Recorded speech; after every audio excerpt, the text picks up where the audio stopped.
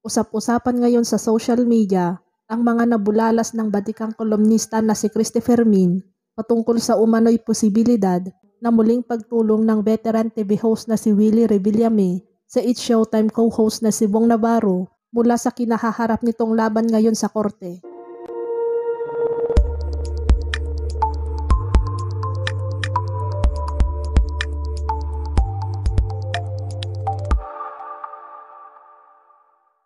Hindi naman lingid sa publiko na laman ngayon ng kabilaang headline si Bong patungkol sa matinding kontrobersyang kinasasangkutan nito matapos sumuko sa NBI sa bisa ng 2 warrant of arrest na isinampa ng modelong si Denise Cornejo.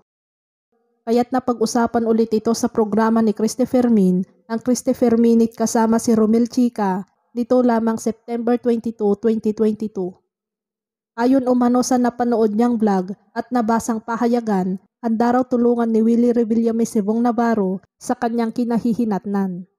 Panimula ng kolumnista, dito na nga nagbalik tanaw si Christy sa mga kaganapan taong 2014 kung paano tinulungan ni Willie si Bong nang mahospital ito dulot ng matinding pambubugbog na nangyari sa condo unit ni Denise.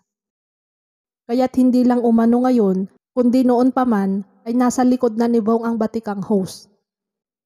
Alam nyo po, hindi lang ngayon. Ito po hindi na ako magpapaalam kay Willie Revillame.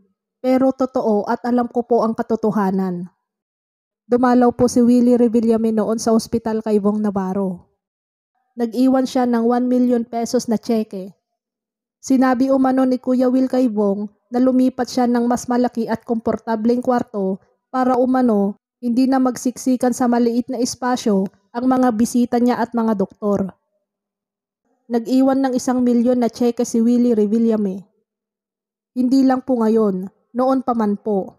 Pagsisiwalat nito. Nailantad din ng kolumnista na may nakakadismayang pangyayari noon sa kabila umano ng magandang kalooban na ipinakita ni Willie. Kaya lang, yung mga masasakit na pangyayari din noon, naalala mo di ba umalis si Willie, pinaalis ng ABS-CBN. Nung magpasalamat po si Bong Navarro sa Showtime sa mga taong tumulong sa kanya at sumuporta, hindi niya binanggit ang pangalan ni Willie Revillame. Lumabas ang kwento na kaya hindi niya binanggit ay bawal. Tumulong lang yung tao, pagkakaitan pa natin na kahit salita lang. Pero hindi yon pinansin ni Willie. Sa kanya naman, pag naibigay na niya ng tulong, wala na yon. Okay na sa kanya yon. Pero yun ang totoo. Hindi pinasalamatan ni Bong Navarro si Willie dahil bawal. Kung sino nagbawal, magturuan na lang sila ngayon. Samantala, matatandaan naman sa nagdaang kaarawan ni Kuya Will nito lamang Enero, isa si Bong sa tinawagan niya ng celebrity. At dito na nga nagkaroon ng chance ang pasalamatan ni Bong si Willie sa tulong umano na kusang ipinaabot nito kahit hindi niya hinihingi. Tutulong nga kaya muli si Willie? Ano ang masasabi mo sa mga naging pahayag ni Christopher Min?